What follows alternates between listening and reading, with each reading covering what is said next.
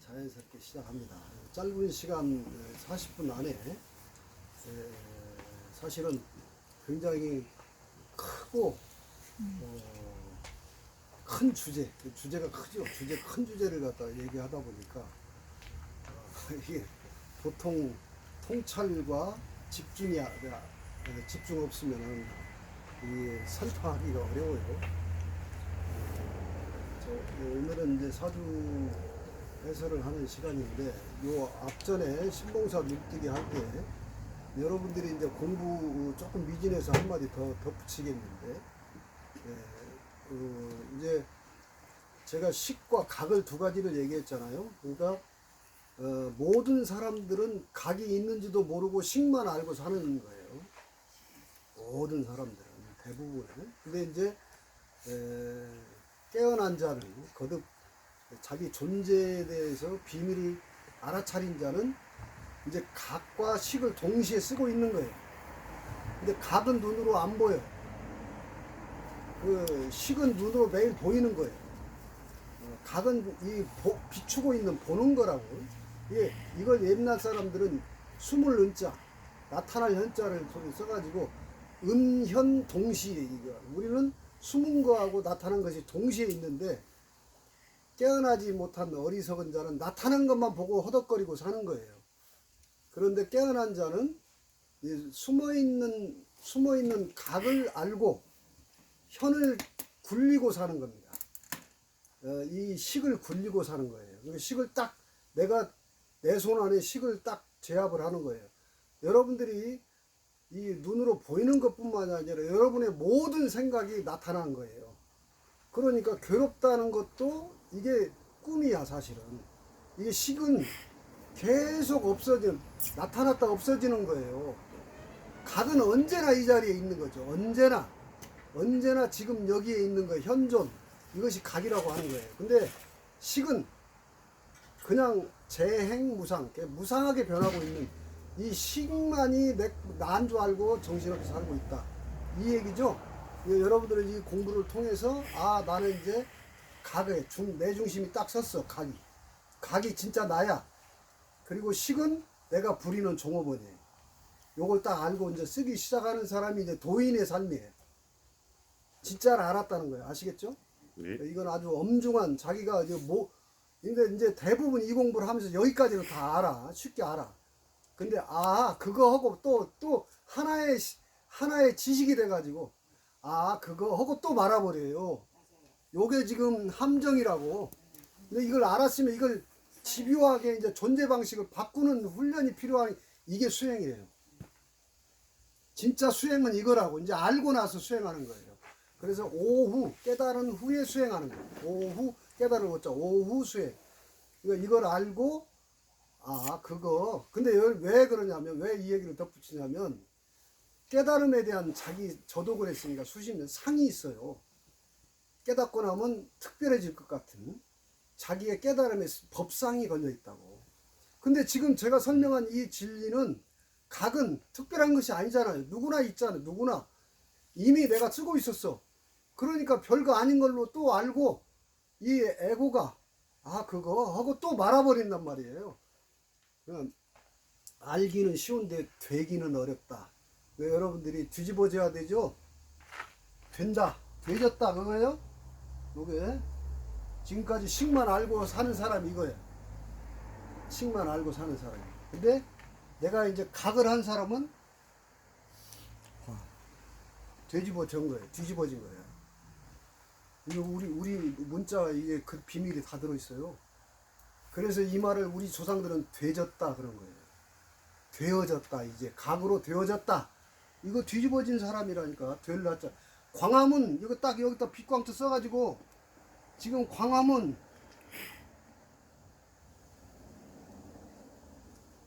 어둠의 시계만 살던 사람이 깨어나서 빛의 각으로 사는 것이 광화문이에요. 광화문이 알려주고 있는 철학은 그거라고. 자, 이거를 이제 알았으면은 그렇게 되는 시간이 이제 공부예요. 진짜 공부는. 아는 건 이렇게 선지식의 말을 통해서 깨어나서 공부하는 겁니다. 진짜 공부는 이제 이렇게 되는 과정을 죽을 때까지 하는 거예요. 자, 사주는 요 사주는 시계 얘기일까요? 가계 얘기일까요? 시계 얘기입니다. 사주는 시계 얘기, 잠재무의식에 내가 인간은 각을 깨닫고 자아 실현하고자 하는, 내가 실현하고자 하는 프로그램이 있어요. 정보가.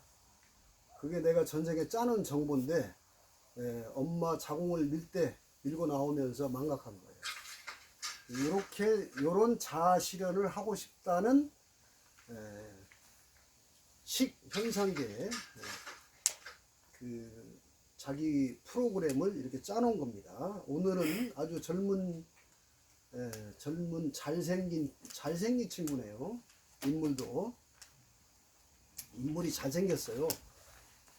잘생긴 친구, 젊은 친구 이렇게 사주를 보면은 저도 모르게 좀 생기를 느껴요. 정묘생이니까 86 아시안 게임이 있었죠. 86 아시안 게임 때 출생한 남자 운명입니다. 그래서 이런 운명이 본인이 이렇게 해설을 듣게 된다는 것도 음덕이 있는 거죠. 음덕이. 이런 화설을 제 입을 통해서 듣게 된다는 것도 이 친구의 복입니다. 자, 사주 해설을 한번 해보죠. 이 사주는 금성의 전기를 받고 태어났어요. 금성.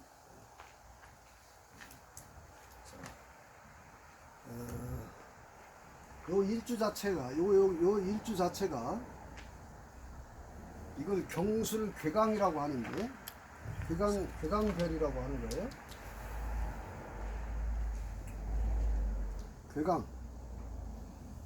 괴강별인데 이게 뭐냐면 경술괴강, 괴팍하고 강직하다는 뜻이 있어요. 이 별이. 그래서 이 경술괴강 사주들이 전 군인이나 경찰, 검찰 이런 데 많이 있어요. 지휘자 상이기 때문에. 그리고 이 괴강은 여러분들 우리 북두칠성을 보면 우리 민족 신앙의 뿌리가 북두칠성인데, 북두칠성에 보면 이렇게 그 국자, 우리 생명문화는 모든 생명은 저 칠성의 별에서 태어났다는 거예요. 그 전기를 받고 태어났다. 그래서 그 7개 별이 내 띠가 거기에 매겨져 있어요. 자축인묘 진사오미가 이 7개 별에 중첩이 돼가지고 거기서 내가 소띠는 어디서 오고 양띠는 어디서 왔다는 그 별인데, 이 국자 모양의 4글자를 옛사람들이 괴강성이라고 했는데, 그래서 이 괴강은 질서를 바로잡는, 은하계 태양계의 축을 중심을 잡는 별의 기운을 가져서 이 괴강의 별을 타고난 사람들이 매사 중심을 딱 잡으려고 하는, 질서를 잡으려고 하는 기질을 타고나요. 이 친구는 2개나 있죠? 네. 경술괴강이 2개나 있어요. 그래서 그런 민족의식도 있고, 이 팔자는 이 술이라고 하는 개술이 2개나 있어서 이걸 술의 천문성이라고 합니다. 술과 개와 돼지의 글자는 과거 선천 우리 문화에서는 개 돼지 같은 놈아 해서 가장 비하하고 천박했던 짐승인데, 이제 우리가 시대가 후천이 되면서 뒤집어졌어요.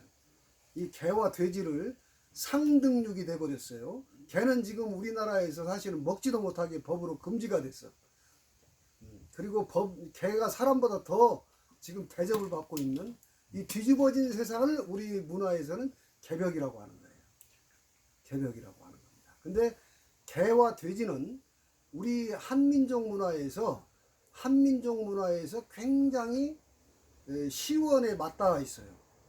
돼지도 우리 시원 정신 문화에 맞닿아 있고, 개도 제가 볼 때는 복희 씨가 우리 태극기에 있는 팔교를 만드신 복희 씨가 바로 제가 볼 때는 직감적으로 와닿거든요. 복희 씨 복자가 개견자가 들어가 있어요. 사람 인간에. 그래서 이 양반이 천재 하늘의 죄를 지낼 때 이 개를 희생제로 지냈구나 하는 직감이 들어요. 성씨는 풍씨였고 풍복희라고 하는 분인데 5대 천왕, 태후의 5대 환웅천왕의 12번째 아들이라는 기록이 있어요. 우리의 적자죠. 그래서 태극기에 그 괴를 그분이 그은 괴가 우리나라 국기에 있는 거예요. 그래서 그런 개도 그렇게 가까이 우리 문화 속에서 시원 문화에 있었고, 돼지는 또 우리 민족은 고사상에 돼지를 안 넣으면 안 되죠. 그래서 그렇게 선천 문화에서 가장 천대받은 짐승이었음에도 불구하고 개돼지는 후천을 암시하면서 우리 민족 문화에 있었다 이런 생각이 드는데, 그래서 사주에 개나 돼지가 있으면 영대, 술의 천문성이라는 별의 기운이에요. 하늘에 이 영대가 열렸다 이런 뜻이 있어요. 영대, 영성 의식이 높다 이렇게 볼 수가 있어요. 그래서 이 친구도 이렇게 괴강에다가 개를 2마리나 깔고 있기 때문에 이런 사주가 가끔 보면은 이렇게 동시에 2글자가 있어서 쌍둥이 사주가 좀 있습니다. 근데 이제 이 친구는 아니겠죠. 그렇지 않으니까. 이렇게 2개가 나란히 이렇게 있어서 이제 본인 표현 전에 들은 바로 의하면 이런 게 관심이 간다. 이런 것이 바로 이게 우리 민족 문화고, 그 다음에 개 2마리에 천문의 별 기운을 타고난 데다가 그 다음에 이게 있어요. 요 지지의 4글자 중에 3글자가 공망이라고 하는 빌공자예요. 망할 망자라고 하는데 텅 비어 있다. 이 글자가 3개나 있어요. 이걸 이제 흔히 공줄이 세다 뭐 이런 얘기로 하는데, 그 정신, 종교, 철학적 성향을 가진 거예요. 요것 때문에 현실 세계보다는, 이 땅의 현실 세계보다는 정신 세계에 굉장히 의식이 많이 가 있는, 연원이 이런 공망 때문에 이런 거예요. 그래서 이제 그런 데다가 또 하나가 요 글자, 지지에서 4글자를 보게 되면 요걸 갖다가 이 2글자가 합이라고 하는데, 묘술합 그래요. 요 2글자가 뭐냐면 명리학에서는 춘추필법이라고 하는 글자입니다. 왜 이거 춘추필법이 뭐냐? 역사예요. 역사. 한마디로 말하면 역사의식 이런 게 이제 발달돼 있고, 그 다음에 저게 뭐냐면 묘술이 뭐냐면 예체능적 기능이에요. 그래서 저 글자를 가진 사람들이 그림이나 글재를 많이 타고나요. 저도 이 묘술합이 있는데, 그다음에 역사의식이라든가 이런 정신세계에 대한 타고난 잠재의식이 이 운명은 있는 거예요. 자, 이제 그렇기 때문에 이런 정신세계에 자기도 모르게 이끌리고 있다. 이 발자는. 자, 이런 얘기를 지금 먼저 말해두고 있습니다. 자, 요게 경금은 오행으로 말하면 금이죠. 금이고, 요 앞에 있는 게 오행의 생극작용을 보면은 요 앞에 있는 게 토인데, 토, 금, 수 이렇게 가요, 오행이. 처음에 공부할 때는 오행을 이렇게 이제 8글자를 한번 적어보는 것이 좀 공부하는데 유리해요. 수, 목 이렇게 되죠. 그 다음에 화까지 오행이 있는 거예요. 자, 이 오행을 보게 되면은 요게 금이고 요게 금이고 요게 금이죠. 금이 3개 있는 거예요. 그 다음에 토가 2개 있어요. 토가 이 두 개. 자, 이렇게 적어보는 이유는 나를 중심으로 해서 나를 생해주는 뿌리까지 보는 거예요. 이게 나를 생해주고 있는 뿌리가 토고 내가 금이니까 요 두 개를 합산해 보면 글자 8글자 중에서 이게 몇 개예요? 5개죠? 5개죠? 그러니까 이걸 강약을 보기 위해서 이렇게 따져보는 거예요. 이 사주는 신강한 사주라는 거예요. 약한 사주가 아니다. 신강한 사주다. 이렇게 보는 거예요.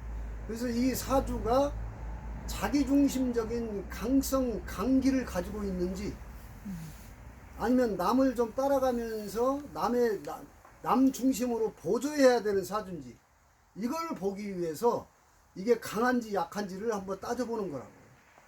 그렇게 하기 위해서 오행을 적어보는 거예요. 아시겠죠? 자, 이 사주는 한쪽이 많으면 또 한쪽은 좀 치우칠 수밖에 없어요. 자, 여기 수가 한 개도 없죠? 수는 없어.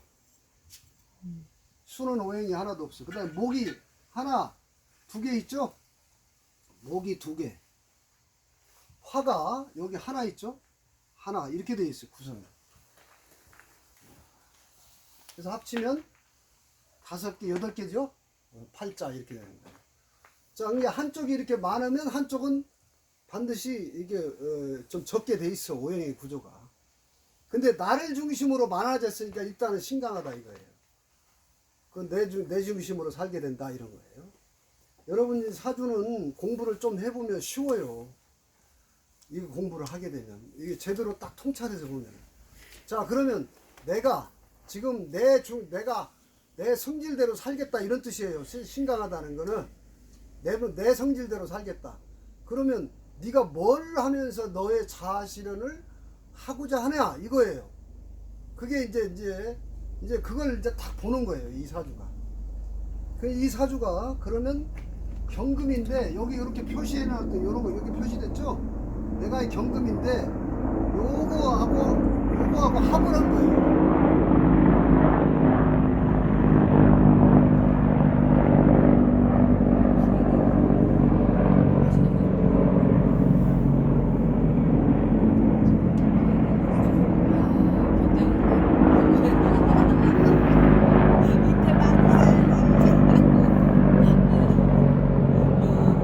이렇게 낮게 날라?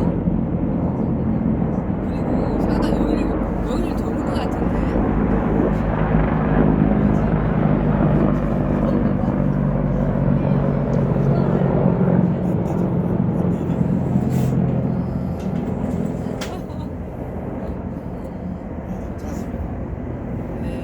잠시 묵상의 시간이 있습니다.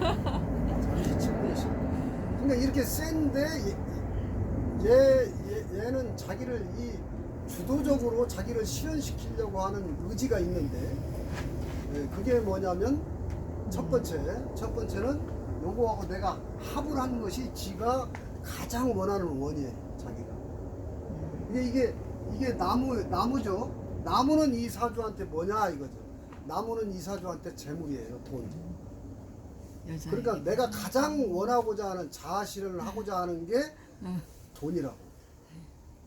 딱 간단해요. 그러니까 이 사주는 전생에 돈에 대한 한을 가지고 왔다 이렇게 해석하는 거예요. 그러니까 한 번은 돈을 좀 확 벌어봐야 자기가 잠재의식의 숙제가 끝나는 거예요. 자, 그래서 이것도 딱 구분 지는 거예요. 이렇게. 이것도, 자, 여기 보면, 여기 또 한 놈이 비견이 있어. 비견은 나하고 어깨를 나란히 하고 있는 친구가 있는 거예요, 항상.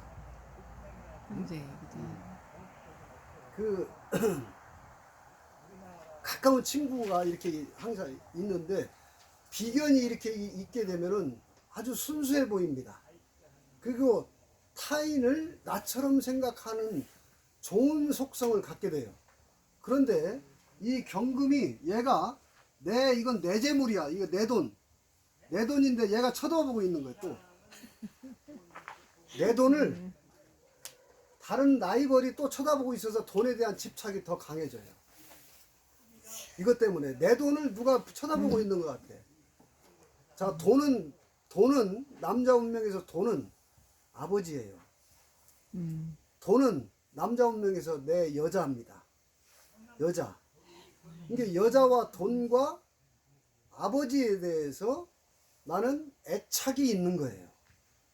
이 운명은 누가 시키지 않아도 그렇게 잠재의식의 구조화되어 있는 거예요. 그것이 자기도 모르게 아주 좋은 반듯한 친구거든요. 이 친구가 체면체통은 이제 사회적 공동체에서 책임감이나 내가 사회에 대해서 기여하고자 하는, 사회에 대해서 뭔가 역할을 하고자 하는 그런 그 사회적 의지가 관이라고 하는 거예요. 관. 그러니까 여러분들 지금 우리가 흔히 부귀 그러죠. 부는 돈이고 귀는 사회 공동체에서 뭔가 폼을 잡고 역할을 하고자 하는 의지라고. 이 두 개가 인간은 본능의 욕구죠. 부귀. 그래서 이 친구가 그 사회적 책임과 폼을 잡고자 하는 글자가 여기 있어요. 이걸 관이라고 하는 거예요. 정관이야. 그러니까 요 술토는 이 관고라고 해요. 관고. 관이 인호술 관고가 딱 깔고 있어가지고 관청 조직하고 인연이 많아요. 그리고 자기도 폼사합니다. 폼 잡아요. 그 내가 돈 욕심은 있지만 남의 눈치를 무시하지 않아요. 남의 눈을 항상 시선을 의식한다고. 그러나 여기가 내 안방이기 때문에 강력하게 내 안방에다가 돈과 여자를 딱 앉혀놓고 있는데 요게 양인이라고 하는 거예요. 양인살. 양인의 돈과 여자를 딱 이렇게 내 안방에다 차고 앉아있는. 자, 이게 이런 운명이 이제 연애 결혼 하는데, 결혼 아직 했나요? 안 했나요? 했어요? 했대요. 결혼이 요 을경합이 풀릴 때 하는 거예요. 그러면 그래서 근자에 했다면 경자년 1919년 기해 경자년에 했을 가능성이 많고 2020년 2021년 이럴 때가 결혼 운인데 그때 이제 어쩐지는 더 봐야 될 것 같고요. 자, 그래서 이 전반기 여기서 딱 이렇게 딱 잘라지는데 이쪽에서는 사회 조직에서 관이라고 하는 글자는 사회 조직에서 활동을 하면서 자기 사업보다는 그 월급을 받는 사회 조직에서 일을 하는 때가 많아요. 그래서 이제 전반기는 그런 일을 하는데 여기에도 또 제가 이렇게 있어가지고 이 돈을 쫓는 일을 할 수도 있죠. 근데 이 사주가 참 재밌는 것이 천간은 이렇게 쟁합을 하고 있고 지지는 여기에 또 돈을 두고 얘가 가지고 있는 돈을 또 내가 쳐다보고 있는 이런 묘한 구조를 가지고 있어요. 자, 이런 구조가 이렇게 심각하면서도 헷갈려요. 약간의 정체성에 대해서 이런 기질이 잠재무의식에서 깔려 있으니까 요 돈은 내 돈인데 내 돈을 또 다른 사람이 쳐다보고 있고 여기도 이 사람 돈인데 여기서 또 쳐다보고 있는 이런 묘한 구조가 있어요. 이 구조가. 그래서 자기 정체성에 대해서 한번은 정리를 하면 굉장히 도움 되겠는데 아마 이 사주 해석을 보게 되면 많은 도움이 될 겁니다. 이렇게 적나라하게 사주 해석을 상담을 받으면서 하기가 어려워요. 자, 자 이런 구조인데 문제는 이 사주는 요 글자가 이 글자가 지금 여자입니다. 여자고 돈이고 이게 내 안방에 앉혀 있는 양이네. 양이 칼같이 돈을 내가 땡겨오고자 하는 아주 강한 집착을 갖게 되는데 이 돈이 내가 쫓아가느냐 이 돈이 나를 따르냐에 따라서 부의 그릇이 차이가 나버려요. 자기 돈 그릇이 여기서 차이가 난다. 돈을 쫓아가는 팔자인지 돈이 따라오는 팔자인지 이 그릇이 여기서 판가름이 나는데 그럼 그걸 어떻게 알 수 있나요? 쉬워요. 알고 보면. 자, 요 글자가 이가 나고 요게 돈 있는 글자인데 요게 나한테 내가 그 돈을 쫓아가는지 이 돈이 나한테 쫓아오는지를 보는 거라고. 근데 보면 간지, 지지의 순서를 보면 유가 술로 오죠? 맞죠? 술이 유로 가는 게 아니라 신유술 이렇게 가잖아요. 그러니까 돈과 여자가 나를 따라오는, 나를 따르는, 돈 따르는 팔자예요. 이거예요. 돈그릇이 커졌어요. 나중에 돈 실컷 법니다, 이 팔자. 실컷 벌어요. 언제? 갑진. 이때 어마어마한 돈을 벌게 돼 있어. 이렇게 돼 있어. 56세 갑진 대운이 이게 다 이제 큰 돈이 들어오죠. 요 때가 다 이게 때가 있는 거예요. 때가. 이제 등산 못 가는. 그래서 사주는 이렇게 천하 없는 그 어떤 예지력을 가진 자라도 이렇게 구체적으로 수치화해서 자기의 때를 이렇게 딱 알려주는 건 명리밖에 없어요. 내 일생이 눈에 보인다고. 자, 이 사주의 대원이 다 풀리는 시기는 이 시기죠. 자, 이때는 요게 계속 관운입니다. 요 관운 여기 와 있는데 아직도 사회 조직을 통해서 또는 아버지가 읽어놓은 부친께서 읽어놓은 이건 여기에 지금 제가 있다는 건 이거 조상의 뿌리에 돈이 있는 거예요.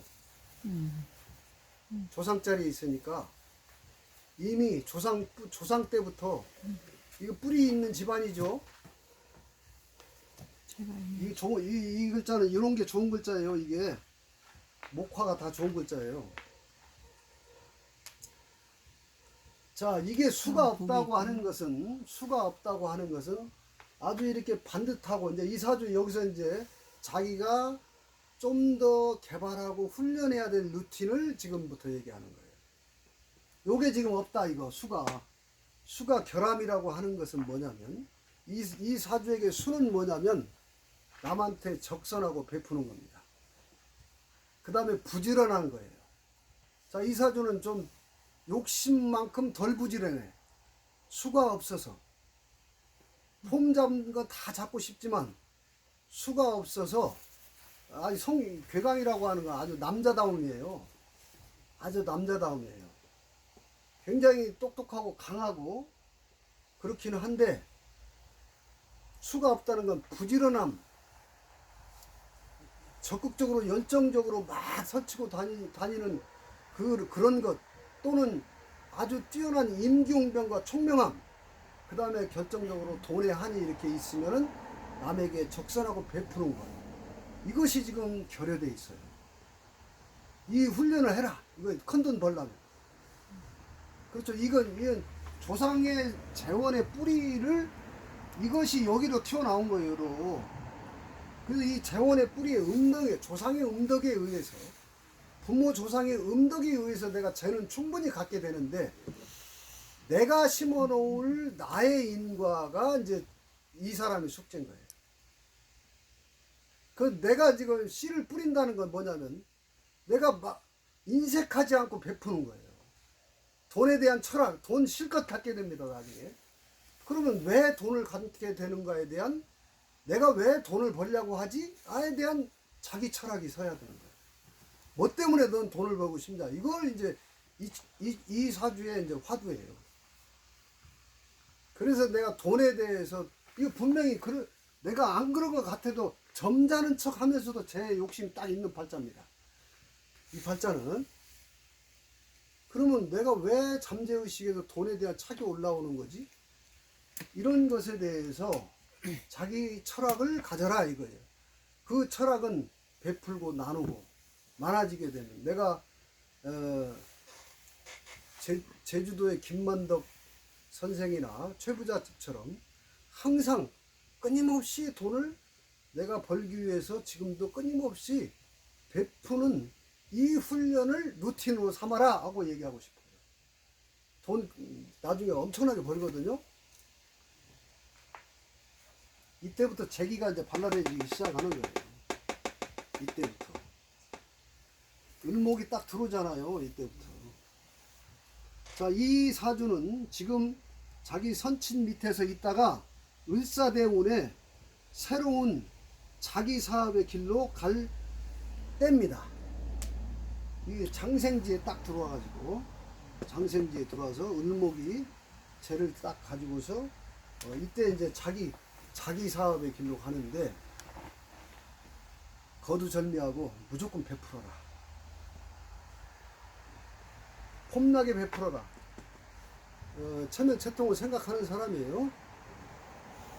폼나게 베풀어라. 이거죠. 베푸는 것을 인색하지 않게끔 훈련하게 되면 자기가 더 큰 돈을 버는 아주 신통한 루틴입니다. 이 사람은.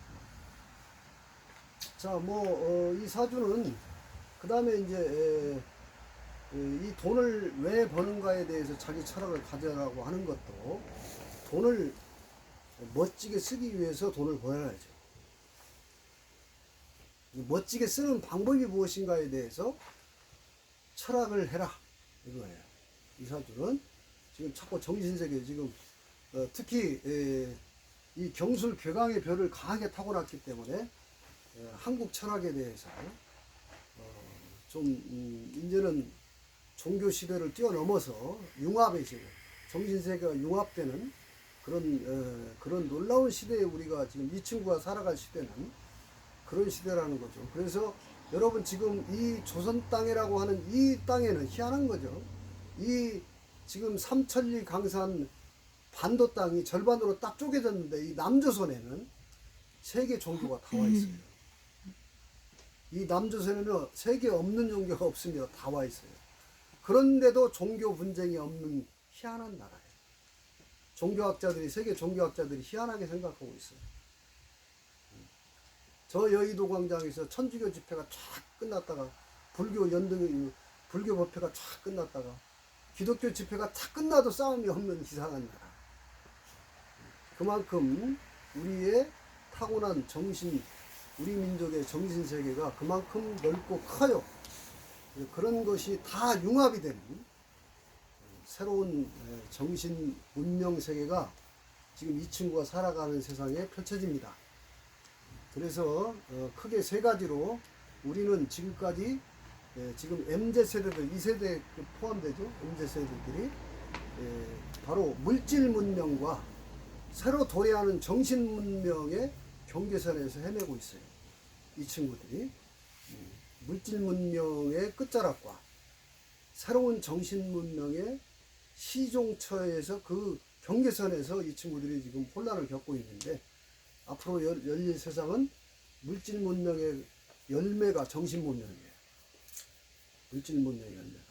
그런 정신 문명이 우리 한민족, 우리 민족의 아주 놀라운 정신 문명을 우리가 지금 새롭게 재정리하는 그런 시점이 바로 2030년을 전후로 해서 지금 우리 앞에 실현될 것입니다.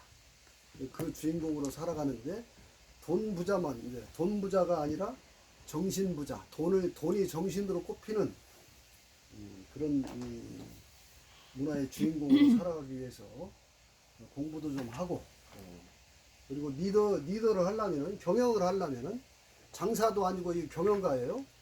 경영을 하려면은 철학이 있어야 되죠. 리더십을 발휘할 수 있는 철학이 있어야 그를 따르죠.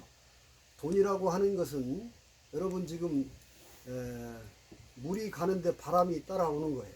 풍수가 그거예요. 물이 가는데 바람은 따르고 사람이 가는데 돈은 따라오는 겁니다. 돈은 돌고 돌아서 돈이고 이 돈이 누구를 통해서 사람을 통해서 오기 때문에 인문학이라고 하는 인본주의 세상에서 홍익인간이라고 하는 우리 철학이 바로 사람을 따르게 하는 것이 이 친구의 숙제예요. 사람을 따르게 하는 것은 나누고 베풀고 하는 그 리더십이 몸으로 체화되지 않으면 누가 따라와서 이 친구에게 돈을 주겠냐 이게. 그 경영가는 반드시 사람을 얻는 큰 경영을 해야지 돈을 얻는 작은 경영을 하지 말고 사람을 얻는 큰 경영을 잘 배워서 이 경술 개광다운 그런 운명으로 살아갔으면 하는 바람입니다. 아주 좋은 운명. 전 세계 성적표가 아주 좋습니다. 자, 네. 오늘 여기까지 하겠습니다. 네. 애썼습니다. 네, 애썼습니다.